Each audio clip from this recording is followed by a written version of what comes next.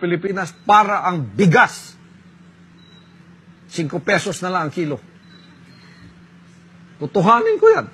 Kasi ako nang may-ari ng sanlibutan. Amen. Pasalamat kayo ako nang may-ari. Pilipinas para ang bigas. 5 pesos na lang ang kilo.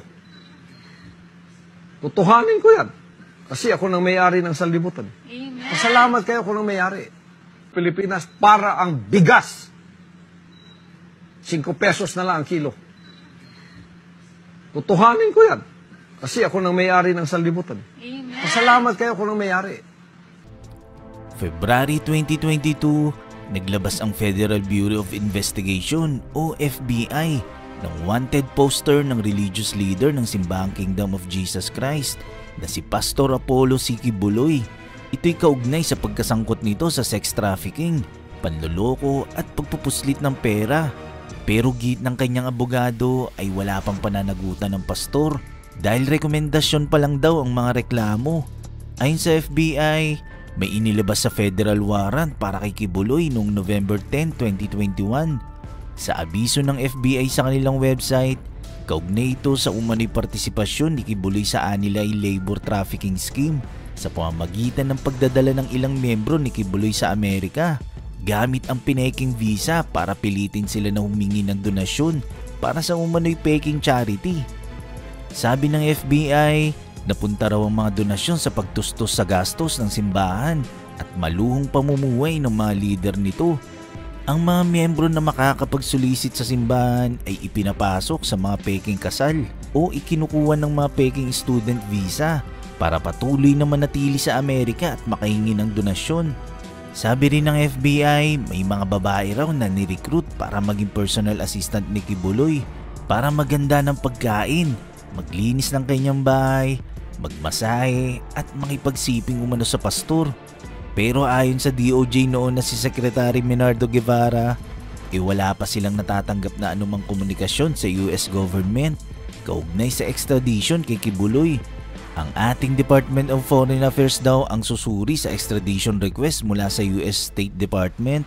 Kung may kita raw ng DFA na sapat ang basehan, i-endorso ito sa DOJ na maghahain ng petisyon sa korte sa ngalan ng US government.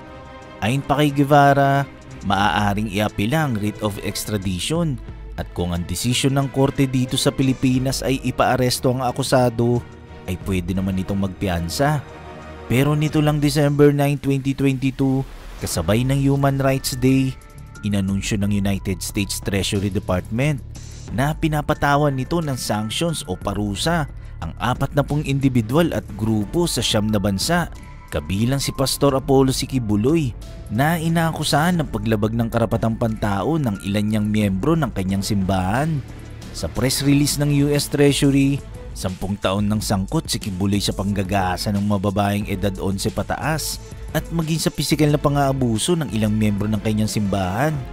Ang sanctions ay base sa Executive Order 1318 na pinirma ni dating US President Donald Trump noong 2017. Sa ilalim ng EO, hindi maaaring ilipat ang mga ari-arian o may pagtransaksyon ng isang taong pinatawan ng sanctions na tinukoy ng US Treasury Department.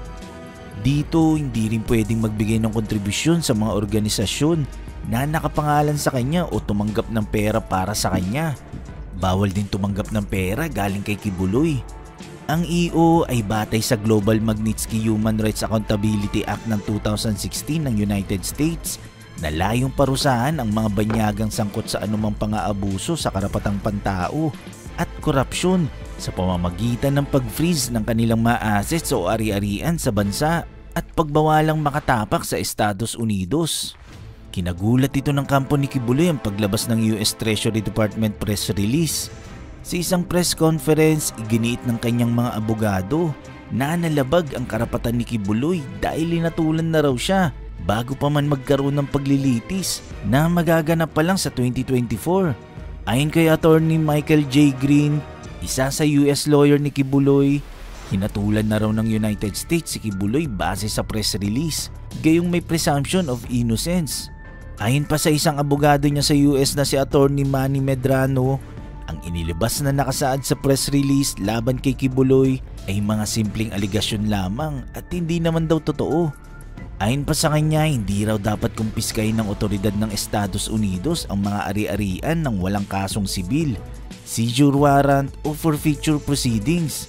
Sabi naman ng abogado niya dito sa Pilipinas na si Attorney Ferdinand Topacio, bagamat may batas na umiiral sa Amerika, hindi pa naman nililiti si Pastor Kibuloy. Kumbaga nagpataw agad sila ng sanctions samantalang sa March 2024 pa naman daw ang gagawing paglilitis. Ibig sabihin na wala raw ang presumption of innocence at nawala ang due process.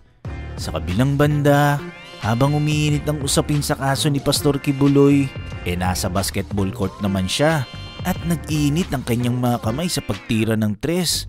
Record-breaking nga raw ang kanyang performance dahil pinangunahan niya ang kanyang team with 92 points. Binubuo ito ng 28 na 3 points, 4 na 2 points at 8 assist. Dinaig nga raw niya maging ang mga NBA players.